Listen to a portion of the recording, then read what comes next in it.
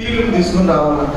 3 టీలు, ఇంగ్లీష్లో టీ అంటారు కదా, 3 టీలు తీసుకుని రావాలని చెబుతా ఉన్నారు.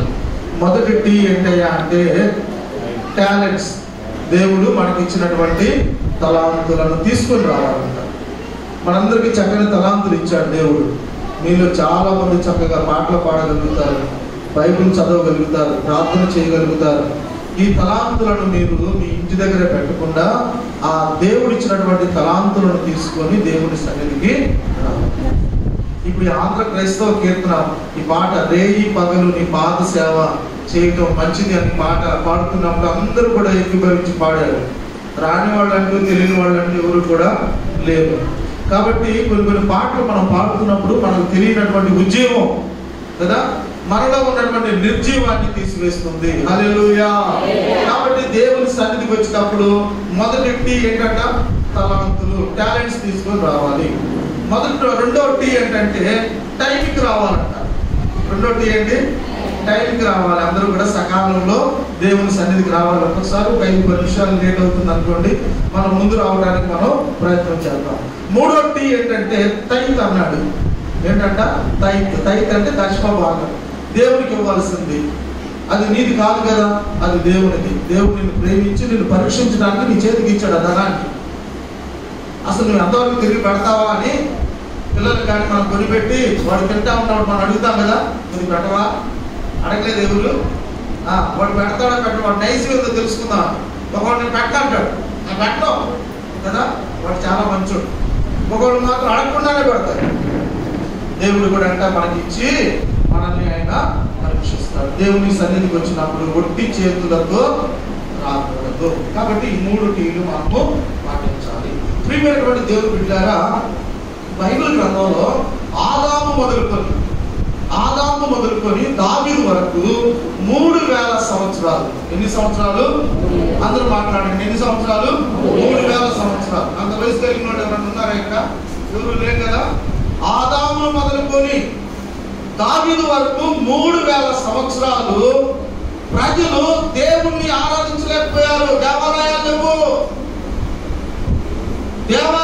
లేవు. 3000 సంవత్సరాలు ఎంతో మంది పుట్టారు, ఎంతో మంది లోకాన్ని ముగించుకొని చచ్చిపోయారు. కానీ దేవుని యొక్క మందిరాన్ని గురించి ఎవరు కూడా ఆలోచించలా. వచ్చారు, పాపం గడుపుకొని వెళ్ళిపోయారు. 3000 సంవత్సరాలు దైవ సన్నిధి లేకుండా ప్రజలు ఇబ్బంది పడుతూ వచ్చారు. మరి ఎక్కడ కూడుకున్నారయ్యా అనేసరంటే 6 విషయాలు నేను మీకు చెబుతా. రాసుకునే వాళ్ళు రాసుకోండి. నేను రాసుకున్నానండి, 3 రాసుకున్నాను. ఎందుకంటే ఇప్పుడు మర్చిపోతున్నామనండి. దేవుని మాటలు విలువైనటువంటి రత్నాలు.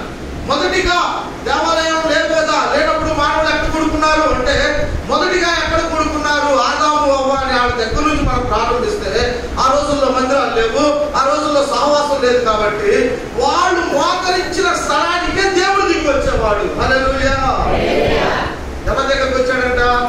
ఆదాము అవ్వల దగ్గరికి. ఎవరు వచ్చారు? దేవుడే. ఆ మధ్యలోకి వచ్చేసేవాడు. దేవుని సన్నిధి వాళ్ళు కలిగి ఉన్నారు. దేవుడే వారి మధ్యకి వచ్చి వాళ్ళతో మాట్లాడేవాడు. తిన్నారా, బాగున్నారా, ఈరోజు ఏం చేశారు, ఎక్కడికి వెళ్ళారు అని దేవుడే ప్రతిరోజు ఆదాము అవ్వల్ని దర్శించుకుంటూ వచ్చాడు. అప్పుడు పాపం లేదు కాబట్టి, అప్పుడు పరిశుద్ధంగా వాళ్ళు జీవించారు కాబట్టి దేవుని యొక్క సన్నిధి వారి మధ్యలోనే ఉంది. అప్పుడు ఆలయం అవసరం లేదు. ఎప్పుడైతే ఆదాము పాపం చేశాడో, ఆదాము పాపం చేసి ఏదేను వరం నుండి బయటకు వచ్చిన తర్వాత మానవుడు దేవుణ్ణి కలుసుకోవడానికి బలిపీఠాలు కట్టాడు. ఏం కట్టాడంట? బలిపీఠాలు కట్టాడు. బైబిల్లో మొట్టమొదటి బలిపీఠం కట్టింది ఎవరు?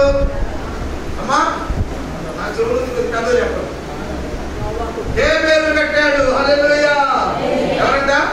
హేబేలు కట్టాడు దేవునికి బలిపీఠం. మొదటిగా ఆదాము బలిపీఠం కట్టాడా? కట్ల. దేవుని సన్నిధి దిగి వచ్చింది. దేవుడు వచ్చేసాడు వీళ్ళ దగ్గరికి వాళ్ళతో మాట్లాడడానికి. ఆదాము పిలవల, దేవుడే దిగి వచ్చాడు. ఆదాము పాపం చేసిన తర్వాత మానవుడు దేవుని ప్రసన్నం చేసుకోవడానికి బలిపీఠాలు కట్టాడు. హేబేలు మొదటి బలిపీఠం కట్టాడు. నోవా కట్టాడు. తర్వాత అబ్రహాము కడుతూ వచ్చాడు, ఇస్సాకు కడుతూ వచ్చాడు, యాకోబు కడుతూ వచ్చాడు. బలిపీఠాల భక్తులు ఆ దినాల్లో ఎక్కడ బలిపీఠం కడితే అక్కడ దేవుని యొక్క సన్నిధి వస్తూ ఉండేది. ఆ తరం గడిచిపోయిన తర్వాత మానవుడు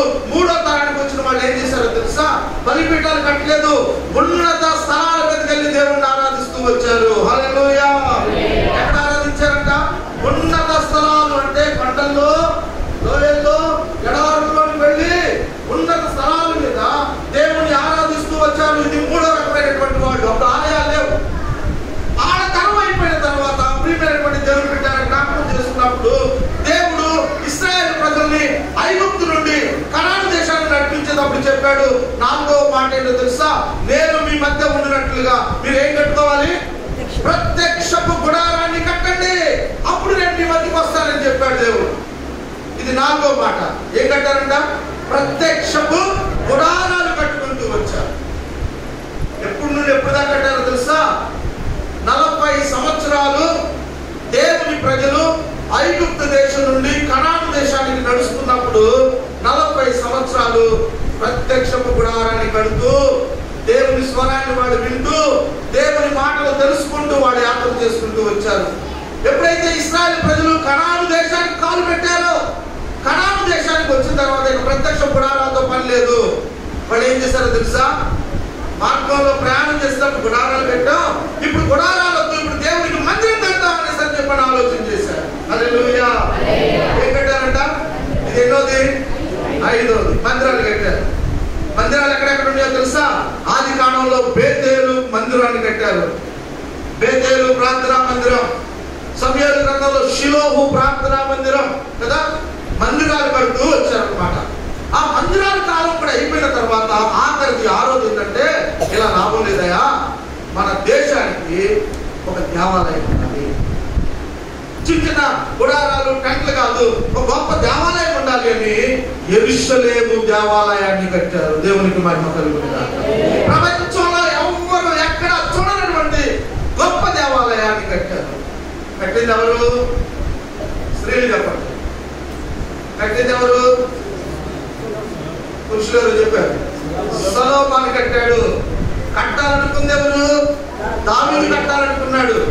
ప్రియమైనటువంటి దేవుని బిడ్డలారా, బైబిల్ గ్రంథంలో దేవుని పేరు తర్వాత ఎక్కువగా రాయబడిన పేరు ఏదైనా ఉందా బైబిల్ గ్రంథంలో అంటే అది దావీదు పేరే. నేను ఒక మాట చెప్పాను కదా, ఆదాము మొదలుకొని దావీదు వరకు 3000 సంవత్సరాలు ఎవరు కూడా దేవాలయం గురించి ఆలోచించాల, దేవాలయ క్షేమాన్ని గురించి ఆలోచించాల. ఏదో కాలం గడుపుకొని వెళ్ళిపోయారు. కానీ రాసినటువంటి దావీదు, నా దేవునికి ఒక పర్మనెంట్ దేవాలయం ఉండాలి, అది ప్రపంచంలో ఎక్కడ ఉండకూడదు అటువంటి దేవాలయం. ఏ ఆలయం, ఏ గుడి కూడా నా దేవుని ఆలయానికి సాటి రాకూడదు అని దావీదు ఆలోచన చేశాడు. ప్రియమైనటువంటి దేవుని బిడ్డలారా, బైబిల్ గ్రంథంలో, ఈ పరిశుద్ధ గ్రంథంలో 66 పుస్తకాలు ఉన్నాయి. ఆది కాండం మొదలుకొని ప్రకటన గ్రంథం వరకు. ఈ 66 పుస్తకాల్లో ఒక్క దావీదు యొక్క చరిత్రే పుట్టిన కాడి నుండి చచ్చిపోయేంత వరకు రాసి ఉంది. పూర్తి చరిత్ర ఏ భక్తుడికి కూడా బైబిల్ గ్రంథంలో లేదు. దావీదు చరిత్ర ఆ అడుగును కూడా దేవుడు పరిశుద్ధ గ్రంథంలో రాపిస్తూ వచ్చాడు. దేవుని పేరు తర్వాత దావీదు పేరు బైబిల్ గ్రంథంలో ఎక్కువగా మనకు కనిపిస్తూ ఉంటుంది. యేసుక్రీస్తు వారు కూడా కొత్త నిబంధనలో ఈ లోకానికి వచ్చినప్పుడు నేను ఎవరి కుమారుడని చెప్పాడు? నేను దావీదు కుమారుడని చెబుతూ వచ్చాడు. ఇశ్రాయేలు ప్రజలను పరిపాలించినటువంటి మొట్టమొదటి రాజు సౌలు రాజు. ఆయన ఇశ్రాయేలు దేశానికి రాజధానిగా హెబ్రోను చేసి పరిపాలన చేశాడు. 40 సంవత్సరాలు ఇశ్రాయేలు దేశానికి హెబ్రోను రాజధాని అని ప్రకటించి పరిపాలన చేశాడు సౌలు రాజు. రెండో రాజుగా వచ్చినటువంటి దావీదు ఏం చేశాడో తెలుసా? హెబ్రోను కాదు, రాజధాని నేను మారుస్తున్నాను అని చెప్పని యెరూషలేమును ఇశ్రాయేలు దేశానికి రాజధానిగా ప్రకటించి పరిపాలన చేశాడు. ఆ రోజు నుండి ఈ రోజు వరకు ఇశ్రాయేలు దేశం యొక్క క్యాపిటల్ సిటీ యెరూషలేము. ఎందుకు దావీదు, ఆ దావీదు పేరు ఇన్ని సార్లు బైబిల్లో దేవుడు రాస్తూ వచ్చాడు? ఎందుకు దావీదుకి, ఆ దావీదు యొక్క స్పెషల్ ఏంటి అని మనం ఆలోచించినప్పుడు పరిశుద్ధ గ్రంథం ఒకే మాట దావీదు గురించి చెబుతా ఉంది. దాని 7వ కీర్తన యొక్క మూలాంశం, 7వ కీర్తన మొత్తం ఎక్కడుందని చెప్పారక్క? 10వ వచనంలో ఉందని చెప్పినట్టుగా అసలు దావీదు యొక్క కథ మొత్తం కూడా మనం ఆలోచన చేసినప్పుడు దావీదులో ఉన్నటువంటి ప్రత్యేకత ఏంటి? ఎందుకు దావీదును దేవుడు దీవించాడు అంటే, ఇదిగో ఈ మాట గుర్తుపెట్టుకున్నాను, నేనైనా నువ్వైనా దావీదు ఎప్పుడు దేవుని గురించి ఆలోచించాడు. అది ఒకటే సీక్రెట్. హల్లెలూయా, హల్లెలూయా. దావీదు ఎప్పుడు కూడా దేవుని గురించిన ధ్యాస, దేవుని గురించిన ధ్యాస, దేవుడు దేవుడు దేవుడు దేవుడు దేవుడు. అందుకే దావీదును దేవుడు ఉన్నతంగా ఆశీర్వదించాడు. హల్లెలూయా. మందిరాన్ని కట్టాడండి దావీదు. ఎంత గొప్ప కోరిక. సరే ఒకవేళ దేవుడు తన కడుపు పుట్టిన కుమారుడితో కట్టించినా ఆ ఆలోచన చేసింది మాత్రం దేవుని మందిరపు పని చేసిన వాడు ఎవరు కూడా దరిద్రుడు అవడం. దేవుని పని జరిగించిన వారి బిడ్డలు భిక్ష పెట్టుకుంటే నేను చూడలేదు నా జీవిత కాలంలో అన్నాడు ఒక వ్యక్తి. కాబట్టి దేవాలయం మానవుడు దేవుడు కలుసుకునే ఏకైక స్థలము. హల్లెలూయా.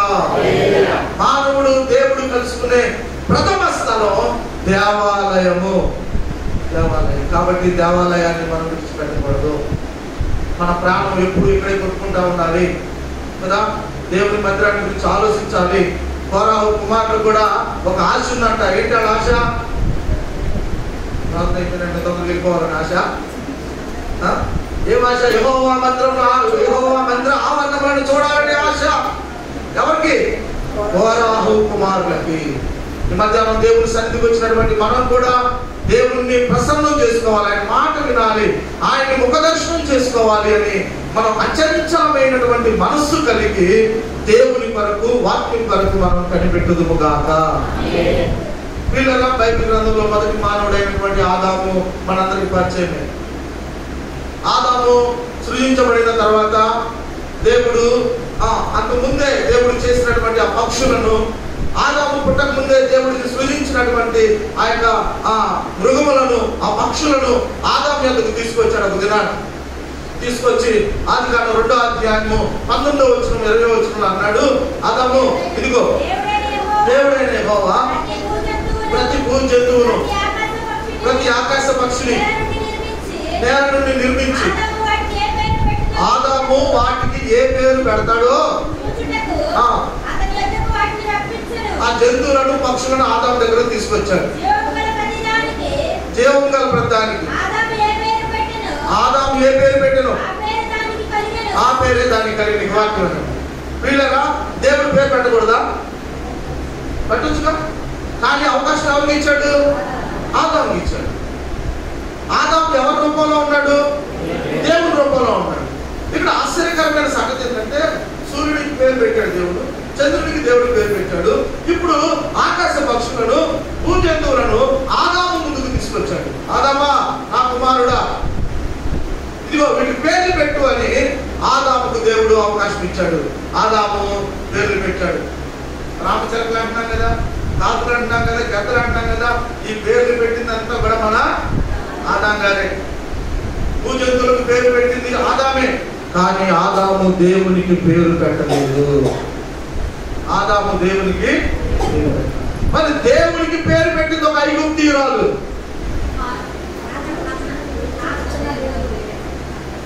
హాగరు.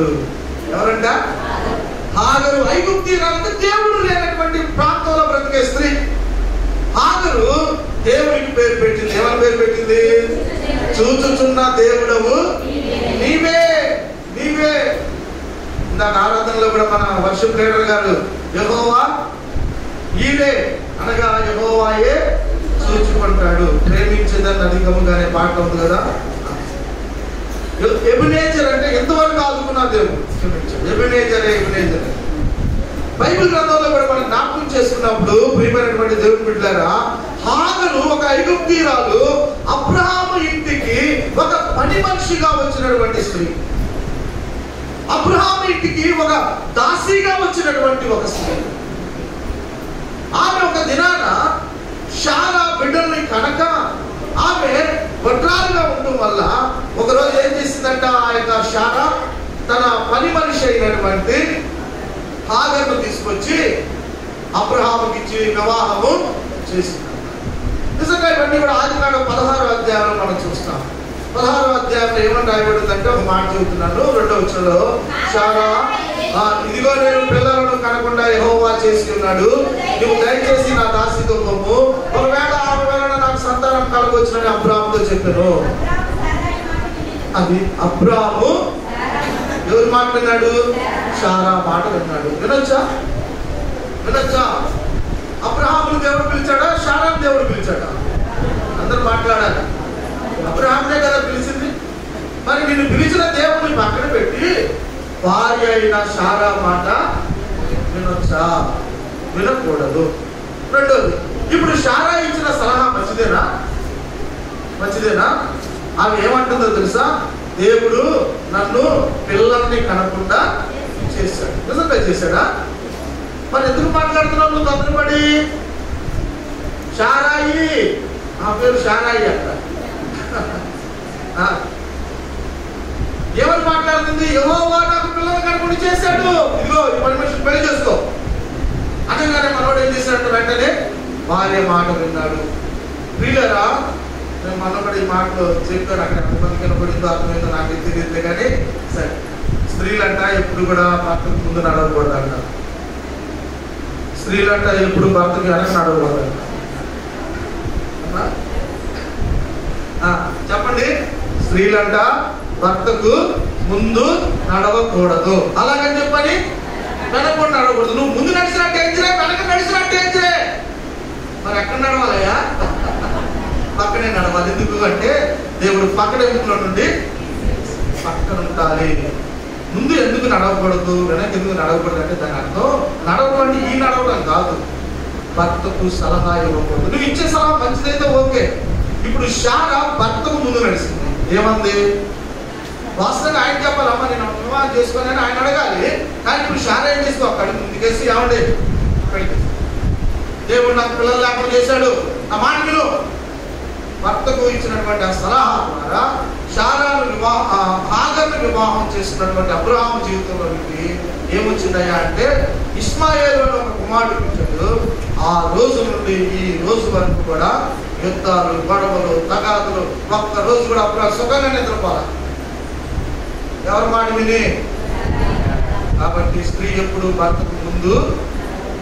మరి వెనక నడవకూడదు అన్నాం కదా, వెనక ఎందుకు నడవకూడదయ్యా అంటే బైబిల్ గ్రంథంలో దావీదు ఒక రోజు దేవుని మందసాన్ని మోసుకుంటూ మందసములో నాట్యం చేసుకుంటూ తన యొక్క రాజ్యానికి తీసుకొని వస్తా ఉన్నాడు. దేవుని మందసాన్ని ఎన్నో సంవత్సరాల తర్వాత దేవుని మందసం వస్తుందన్న సంతోషంలో దావీదు నాట్యం చేస్తా ఉన్నాడు, డాన్స్ చేస్తా ఉన్నాడు.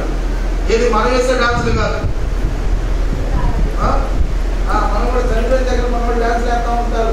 కొంచెం ఎక్కువైతే పెళ్లి దగ్గర డాన్స్, ఈ డాన్స్లు కాదు. నాట్యం చేస్తున్నాడు తన ముందు, దేవుని యొక్క సన్నిధి ముందు.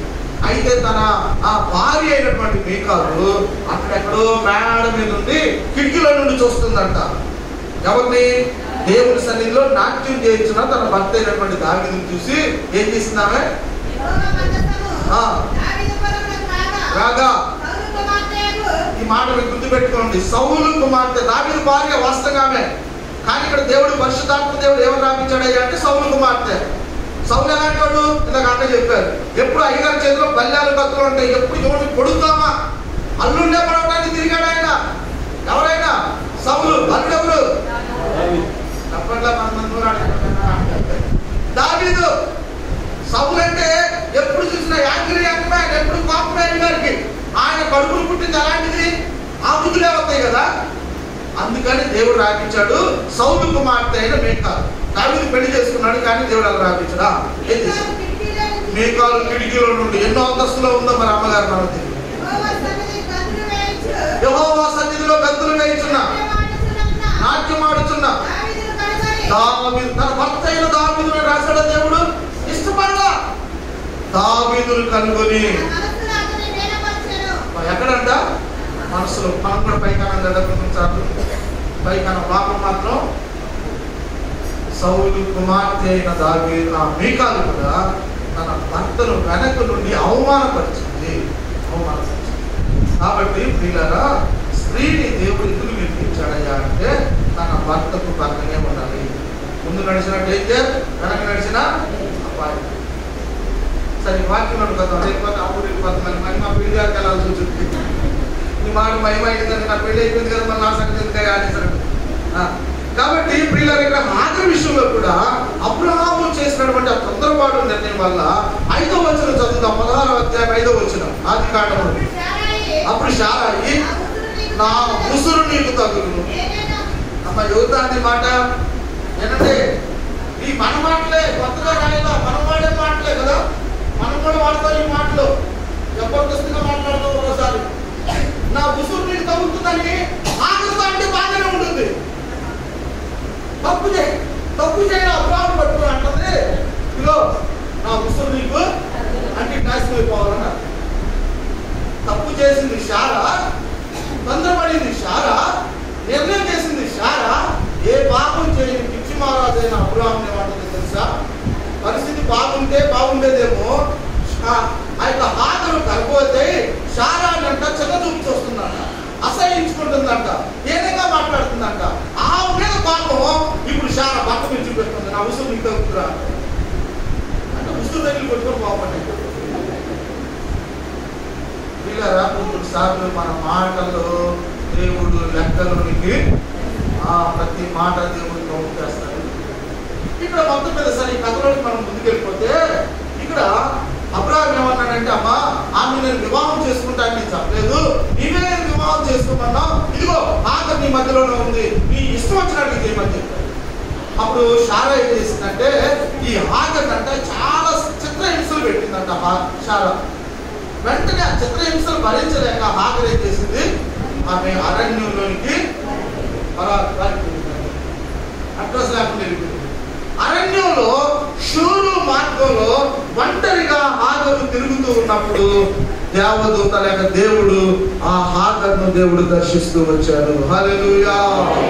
అక్కడ దేవుడు ఏమంటున్నాడు, దేవదూత హాగరుకు ప్రత్యక్షమై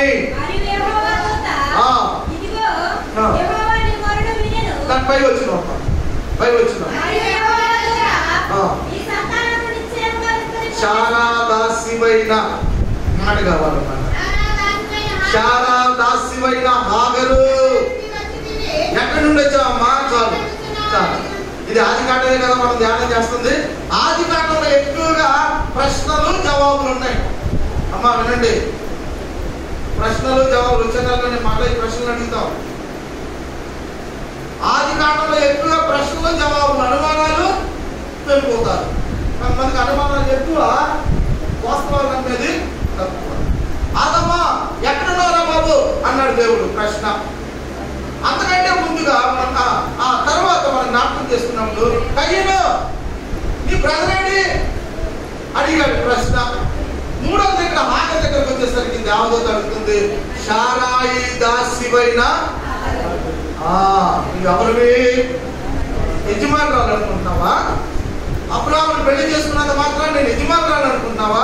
లేదు లేదు, నీవు శారాకు దాసురాలివి. కాబట్టి శారా దాసివైన హాగరు ఎక్కడి నుండి వస్తున్నావు? ఆమె చెప్పింది, అయ్యా నా యజమానురాలు నన్ను తిట్టింది, నన్ను కొట్టింది, అందుకని నేను పారిపోయాను. అప్పుడు దేవదూత చెప్పిన మాట ఏంటో తెలుసా? హాగరు నీవు తిరిగి నీ యజమానురాల దగ్గర పెట్టి ఆమె చేతి కింద అణిగి మణిగి ఉండు అని చెప్పింది. హల్లెలూయా. ఎలా ఉండాలంట?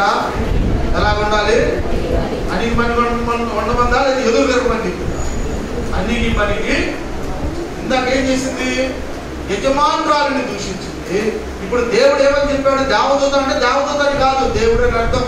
ఇప్పుడు దేవుడు ఏం చెబుతున్నాడంటే, నువ్వు ఎక్కడి నుండి వచ్చావో మరలా అక్కడికి వెళ్ళి నీ యజమానురాలి కింద నువ్వు అన్నికి మనకి నేను నీ సంతానాన్ని దీవిస్తాలే అని చెప్పి వెంటనే ఆ హాగరు ఇంటికి వచ్చింది. శారాతో క్షమాపణ చెప్పింది. శారా చెప్పు చేతల్లో హాగరు బ్రతుకుతాడు. ఈలోపు కుమారుడు పుట్టాడు. ఆ పుట్టినటువంటి కుమారుడికి అబ్రహాము చక్కని పేరు పెట్టాడు. ఎవరి పేరు పెట్టాడు? ఇస్మాయేలు అని పేరు పెట్టాడు. ఇశ్రాయేల్ అంటున్నారు. నాకు మీకు స్వరాలు వినపడుతున్నాయి. ఒకసారి నాకు కళ్ళు కనపడిపోయినా స్వరాలు మాత్రం వినపడుతున్నాయి.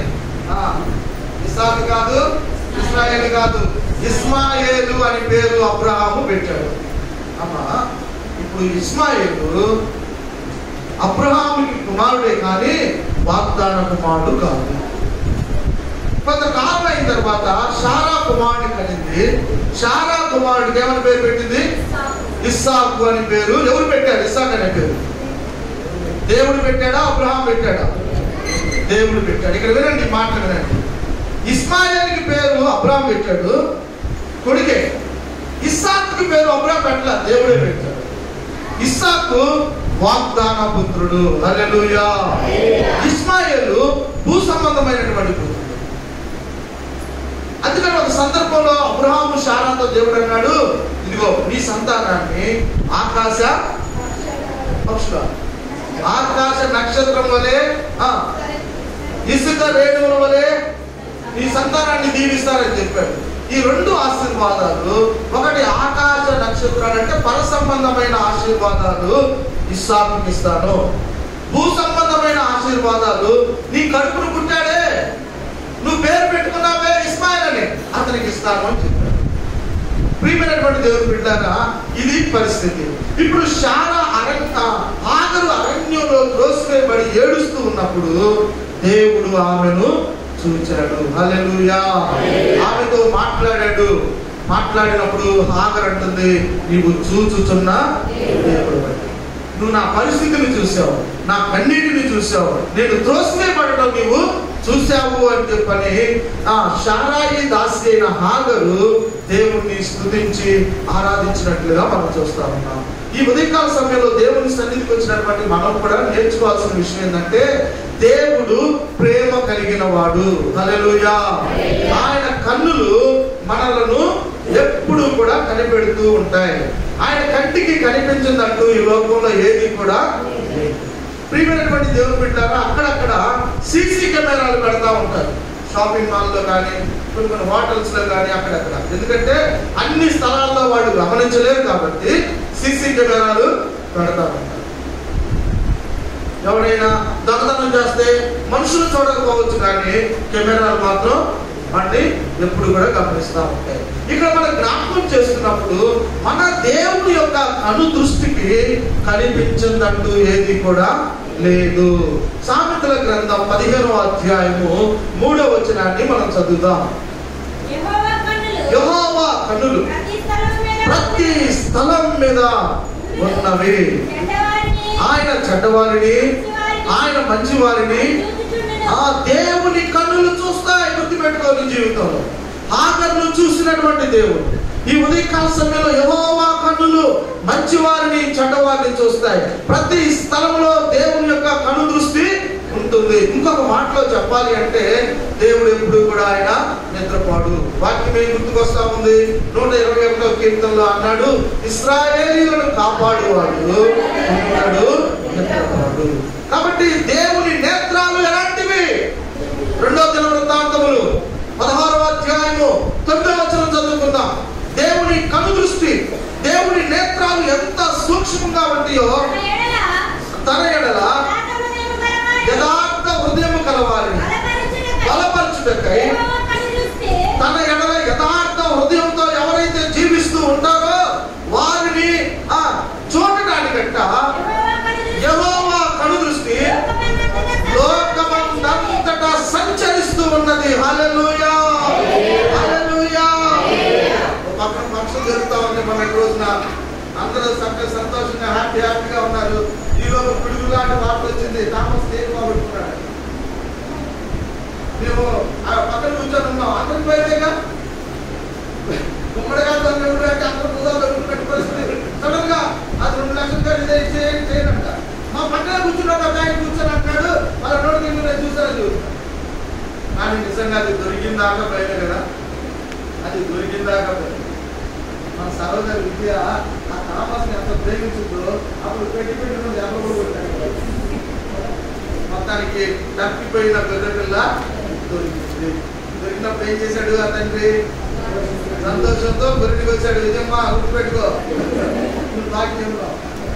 కాబట్టి ప్రియులారా, దేవుని కను దృష్టి, దేవుని కను దృష్టి ప్రతిదీ కూడా చూస్తుంది.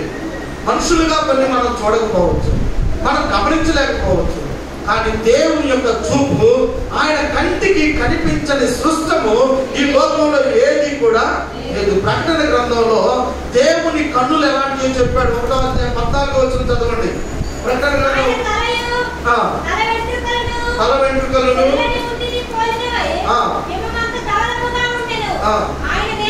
ఆయన నేత్రాలు అగ్ని జ్వాలల వంటి నేత్రాలు. హల్లెలూయా, దేవునికి మహిమ కలుగును గాక. అగ్ని జ్వాలల వంటి నేత్రాలు కలిగినటువంటి దేవుడు మన దేవుడు. ప్రియమైనటువంటి దేవుడు బిడ్డలారా, ఆగర్ని చూసి చలించినటువంటి దేవుడు, ఆగర్ని చూసి జారిపడినటువంటి దేవుడు ఈ మధ్యాహ్న కాల సమయంలో ప్రభుని ఆరాధించడానికి వచ్చినటువంటి మనందరి మీద దేవుని కను దృష్టి ఉన్నది. మనందరినీ కూడా దేవుని తీక్షణమైనటువంటి కన్నులు మనం చూస్తూ ఉన్నాయి. ప్రకటన గ్రంథం 2వ అధ్యాయంలో కూడా చెబుతూ వచ్చాడు, ఆయన అగ్ని జ్వాలల వంటి నేత్రములు కలిగినటువంటి దేవుడు. అగ్ని జ్వాలల వంటి నేత్రాలు కలిగినటువంటి దేవుడు. కాబట్టి దేవుడు బిడ్డలారా, మనం ఏం చేస్తున్నాము, ఎటెళ్తున్నాము, సమస్తం కూడా దేవుడు చూస్తూ ఉన్నాడు. ఆయన పగలనగా రాత్రనగా ఆయన తన ప్రజలను గమనిస్తూ ఉన్నాడు. మరి ముఖ్యంగా విశ్వాసుల కుటుంబాలను దేవుడు గమనిస్తూ ఉన్నాడు. ఈ మధ్యాహ్న కాల సమయంలో ప్రభు చూసే కొన్ని అంశాలు ఏమేమి చూడగలుగుతాడు దేవుడు అంటే, కొన్ని అంశాలు కూడా మనం జ్ఞాపకం చేసుకుందాం. దేవుడు అంట మన శ్రమను చూసే దేవుడు అంట. ఎవరు చెప్పండి? దేవుడు మన శ్రమను చూస్తూ ఉంటాడంట. దేవుడు మనం నవ్వటమే కాదు, మనం ఏడవటం కూడా దేవుడు ఏం చేస్తాడంట, చూస్తూ ఉంటాడు. సమూయేలు మొదటి గ్రంథంలో 1వ అధ్యాయంలో గొడ్రాలైనటువంటి హన్నా అనబడినటువంటి ఒక సహోదరి మనకు కనబడతా ఉంటుంది. ఆమె సవతికి సంతాన భాగ్యం కలిగి ఉంది. ఆమె సవతి పిల్లలు కలిగినటువంటి తల్లిగా బ్రతుకుతా ఉంది. కానీ హాగర్కు మాత్రం, క్షమించండి, హన్నాకు మాత్రం సంతానము. అన్న ఎవరు? గొడ్రాలుగా బ్రతుకుతా ఉంది. తన భర్తను అడుగుతా ఉంది, నాకు సంతానం కావాలి, సంతానం కావాలి, ఏం చేయాలి?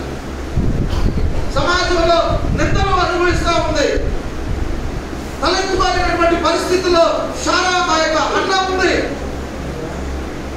అన్న ఏం చేసింది? దేవాలయానికి వెళ్ళినప్పుడు. ఇంకా నేను చెప్పాను కదా దేవాలయం గురించి. దేవాలయం ఎన్నోదంట? ఎన్నో అనుభవం? 6వ అనుభవం. మొదటి అనుభవం ఏంటి?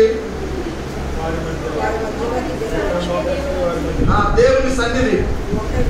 ఆదాము అవ్వ దొరికింది. వాళ్ళంటే బాగా వచ్చినట్టే దేవుడు చూసేవాడు.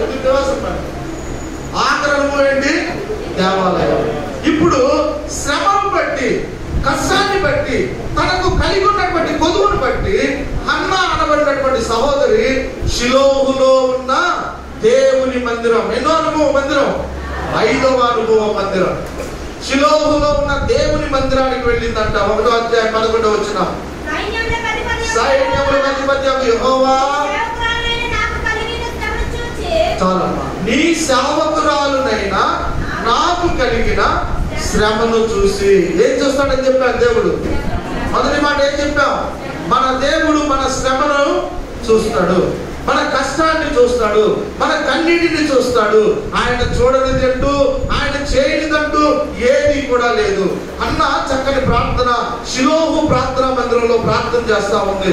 ఓ దేవా, నీ దాసురాలను నేను, నీ దాసురాలనైనా నా శ్రమను నువ్వు చూడు, నా శ్రమను చూడు, నా వేదన చూడు ప్రభువా అనేసరి షిలోహు మందిరంలో అన్న ప్రార్థన చేసిన వెంటనే దేవుడు ప్రార్థన ఆలకించి, దేవుడు కొన్ని దినాల తర్వాత సమూయేలు అనబడినటువంటి కుమారుణ్ణి అనుగ్రహించాడు.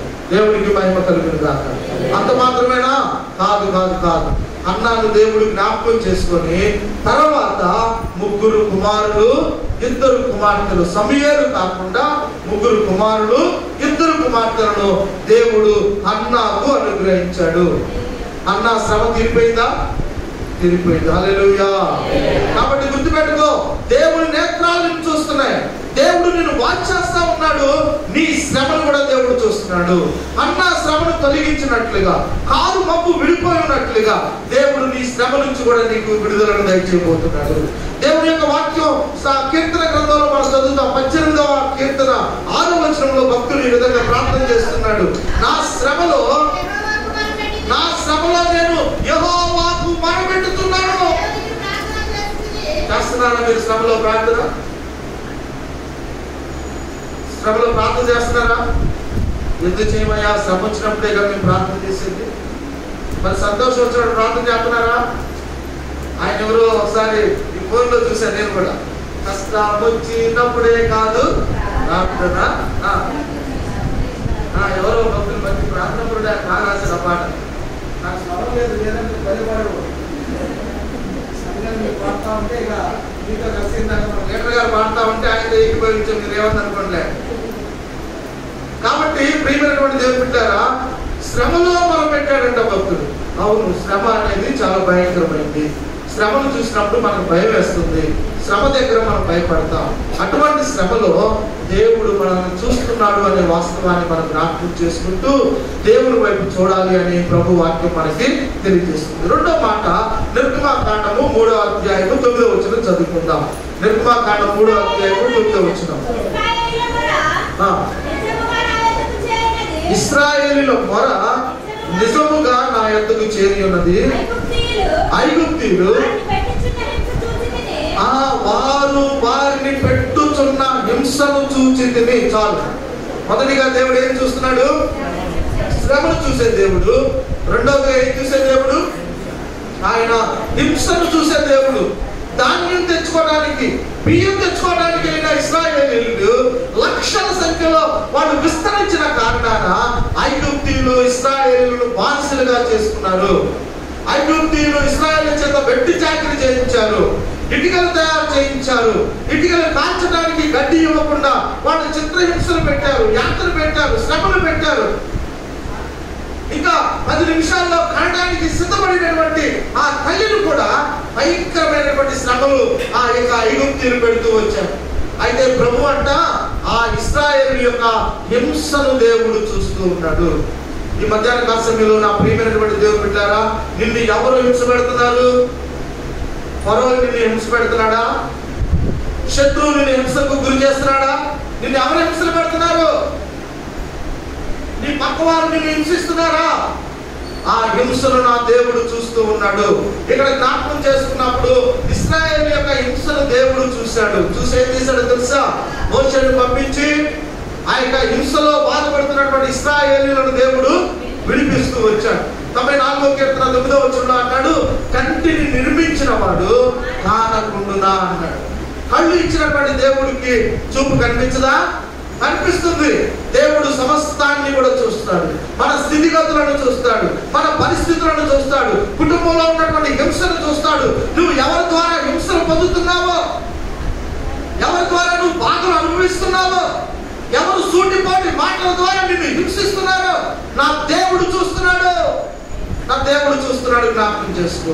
నా దేవుడు తల వచ్చినటువంటి నిన్ను తల ఎత్తుకునేటట్టుగా చేయగలిగినటువంటి దేవుడు. ప్రసంగి గ్రంథకర్త అన్నాడు కదా, బాధింపబడిన వారిని, ఆదరించే దిక్కు లేక నలిగిపోతున్న వారిని నీవు ఆదరించే దేవుడు అయ్యా అని ప్రసంగ గ్రంథకర్త చెబుతూ ఉన్నాడు.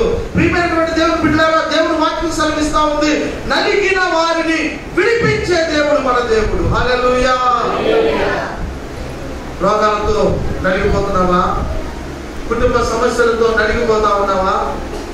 సంఘంలో చెప్పుకోలేక, ప్రార్థన చేసే వారికి చెప్పుకోలేక, చెబితే ఎక్కడ మనకి ఆ విలువివ్వడం, ఎక్కడ ఇంకా తక్కువగా చేస్తారా అని మదనపడుతూ, సమస్యలు మిగుతూ పైకి ఒక వేళను జీవిస్తా ఉంటే నీ హింసను దేవుడు చూస్తున్నాడు. హల్లెలూయా. నీకంటూ దేవుడు ఒక దినాన్ని నిర్ణయించాడు. విశ్వాసంతో దేవుని స్తోత్రాలు చెల్లించు. హల్లెలూయా. పడిపోయిన వ్యక్తి ఎప్పుడు కూడా నువ్వు పడిపోయినట్లుగా నీవు ఉంటావు. దేవుడు చూస్తున్నాడు. నీకంటూ ఒక సమయం వచ్చినప్పుడు దేవుడు అద్భుత కార్యాన్ని చేస్తాడు, ఆశ్చర్య కార్యాన్ని చేస్తాడు. అది నీకు అసాధ్యమే, కానీ దేవునికి సమస్తము సాధ్యం. యోహాను సువార్తలో మనం జ్ఞాపకం చేసుకున్నప్పుడు 38 సంవత్సరాల నుంచి బెతెస్దా కోనేటి దగ్గర ఒక వ్యాధిగ్రస్తుడు ఆ భయంకరమైనటువంటి జబ్బుతో పడి ఉన్నాడంట. యోహాను సువార్త 5వ అధ్యాయం 6వ వచనంలో శరీర అనారోగ్యతలు, శరీర బాధతో 38 సంవత్సరాల నుండి ఒక రోగి పడి ఉన్నాడు. యేసుక్రీస్తు ఆ వ్యక్తిని చూసి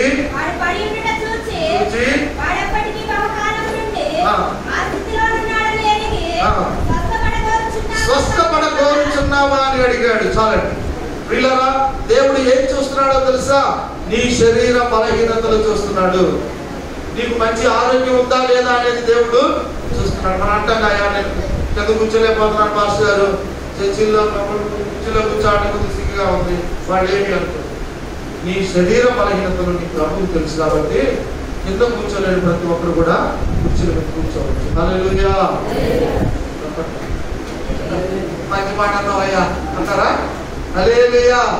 కూర్చోవచ్చు, తప్పులేదు. కానీ అంతకంటే మంచి మాట ఏంటో తెలుసా?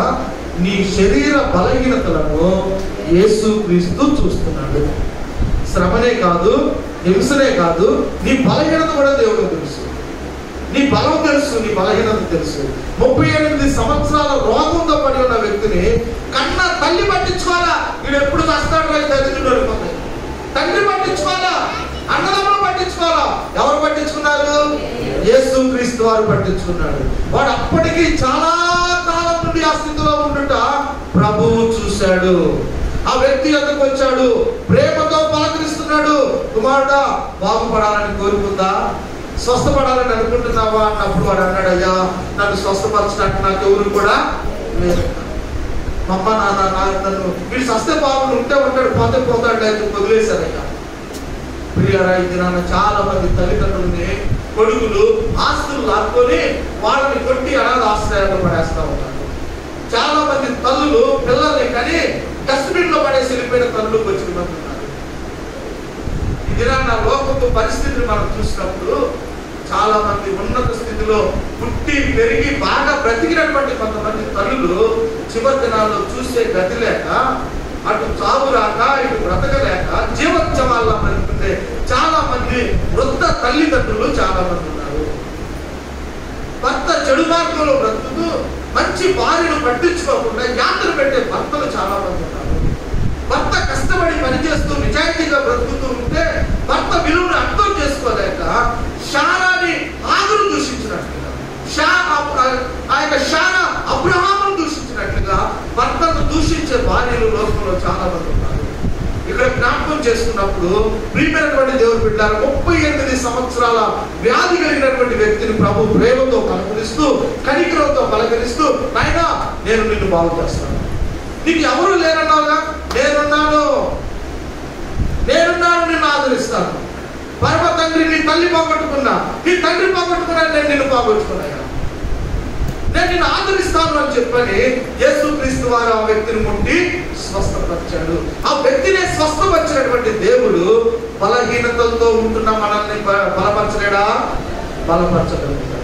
అనారోగ్యాలతో సంవత్సరాల తరబడి అనారోగ్యాలతో బాధపడుతున్న మనల్ని స్వస్థపరచలేడా? స్వస్థపరచగలిగినటువంటి సమర్థుడు. హల్లెలూయా!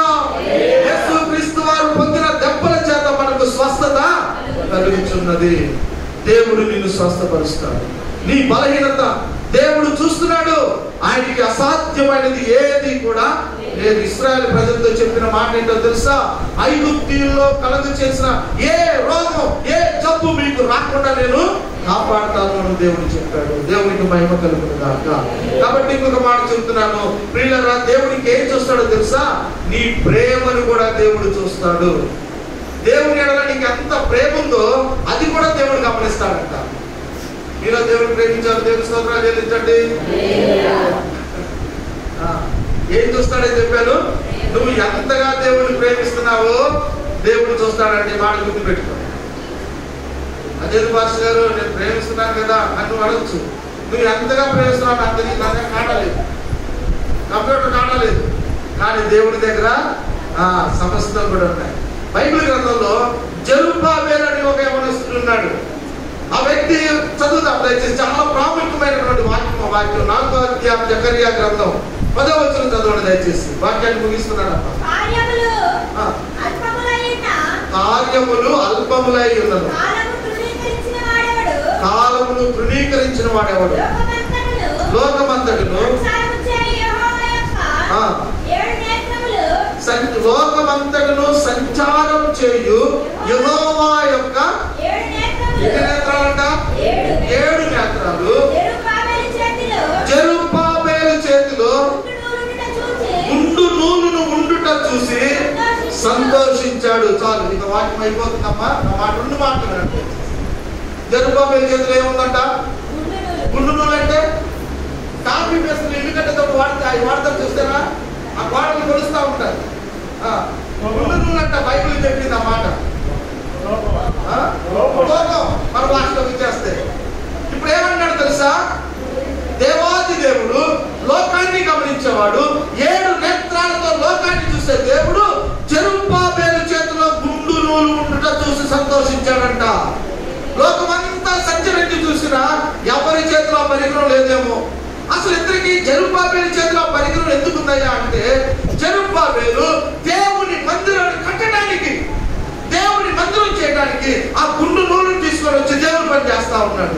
అది గమనించినటువంటి దేవుడు, అగ్ని జ్వాలల వంటి నేత్రములు కలిగినటువంటి దేవుడు, 7 నేత్రాలతో లోకాన్ని చూస్తున్నవాడు జెరుబ్బాబెలు చేతిలో ఉన్న గుండులను చూసి దేవుడు సంతోషించాడు. హల్లెలూయా. జెరుబ్బాబెలుకి నేనంటే ఎంత ప్రేమ, నేనంటే ఎంత శ్రద్ధ, ఎంత మంది ప్రజలు ఎవరు కూడా నా మందిరం గురించి ఆలోచించకపోతుంటే జెరుబ్బాబెలు యవ్వనస్తుడు మందిరం కట్టడానికి సిద్ధపడ్డాడే అని ఆ మంచి మనస్సును దేవుడు చూస్తాడు. నువ్వు ఎంత ఇచ్చావని దేవుడు చూడటం. హైదరాబాద్ లో కత్తులు ఉండేవాడు ఎప్పుడుండో అంకులు చెప్పేవాడు ఒక మాట, బ్రదర్ నువ్వు ఎంత ఇచ్చావన్నది దేవుడు చూడాడు. మరేం చూస్తాడు? నువ్వు ఏ ఉద్దేశంతో ఇచ్చావన్నది దేవుడు చూస్తాడు.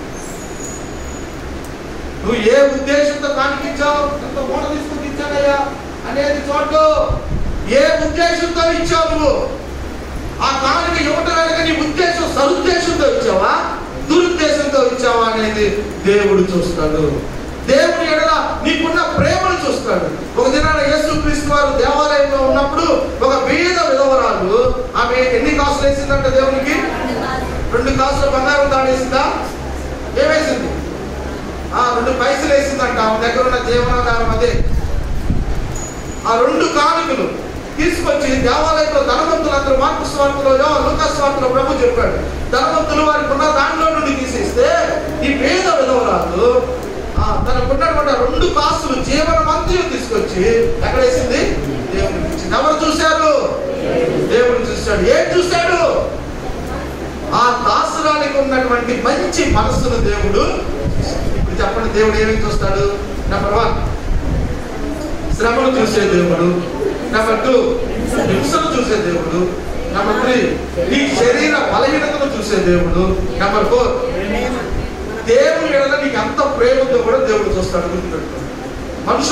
మనుషుల ముందు నేను డ్రామా చేయొచ్చు, కానీ దేవుడు గమనిస్తాడు. ఈ మధ్యాహ్న కాల సమయంలో దేవుడు మనం చూస్తున్నాడని జ్ఞాపకం తీసుకొని దేవాలయాన్ని విడిచిపెట్టకుండా 3000 సంవత్సరాలు దేవాలయం లేదు, మోకరించి ప్రార్థన చేసిన వాళ్ళు లేరు, దేవుడితో మాట్లాడేవాళ్ళు లేరు. కానీ ఒకరికి వచ్చింది ఆలోచన. కూర్చున్నారు, ఆలోచన చేశారు, ఏం చేస్తే మందిరం వచ్చింది, ఏం చేస్తే ప్రజలు వచ్చి సమకూడతారని ఆలోచన చేశారు. మన మందిరం కూడా అదే విధంగా నిర్మించబడింది. ఈ మందిరం లేనప్పుడు, పాత మందిరం ఉన్నప్పుడు, ఆ పాత మందిరానికి ముందు పాత మందిరం ఉన్నప్పుడు ఊర్లో ఉన్న 10 మంది పెద్దలు దేవుడు వారిని ఏర్పాటు చేసుకున్న వాళ్ళ పేర్లు నేను చెప్పను, నాకు తెలుసు. నేను వాళ్ళ పేర్లు ఎక్కడ చెబితే అక్కడ వాళ్ళకి మహిమ రాదు. నేను ఇక్కడ రాసుకుంటే దేవుడు అక్కడ రాసుకోడు. కాబట్టి వాళ్ళ పేర్లు అక్కడ ఉండదు గాక. వాళ్ళ పేర్లకి దేవుడు అక్కడ ప్రతిఫలం ఇచ్చును గాక. వాళ్ళు ఆలోచన చేసి మనకు చక్కని మందిరం, ప్రార్థన ఉండాలి, ఎప్పుడు ప్రార్థన తోపు వేయాలి, ఆ తోపు మన గ్రామానికి, మన ఇళ్ళకి క్షేమం కలుగుతుంది అని చక్కని మందిరాన్ని వాళ్ళు అలంకరించుకుంటూ వచ్చారు. ఆ మందిరంలోకి వచ్చినటువంటి మనము ఆగర్ని చూస్తున్న దేవుడిని పేరు పెట్టినట్లుగా మనల్ని కూడా దేవుడు చూస్తున్నాడు అనే నమ్మకం కలిగి, భయం కలిగి ప్రభు కొరకు మనం జీవించదుము గాక. దేవుడు తన వాక్యము దీవించు సమయంలో